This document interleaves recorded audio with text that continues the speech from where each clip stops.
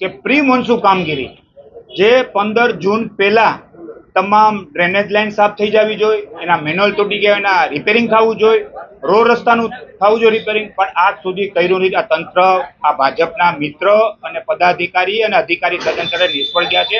આનું કરોડોનું બજેટ હોય છે, પણ આ બજેટ વાપરવામાં નહીં આવતી. આમાં પણ મોટો ભ્રષ્ટાચાર છે.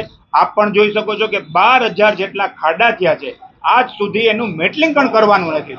થર ને ઉપર થર કર્યા કરે છે, એટલા રોડ રસ્તા તૂટવામાં આવે છે. જો આવનારા દિવસોની અંદર આ રોડ રિપેર નહીં કરવામાં આવે તો મ્યુનિસિપલ કમિશનરના એની સામે ધારણાનો કાર્યક્રમ કરવામાં આવશે.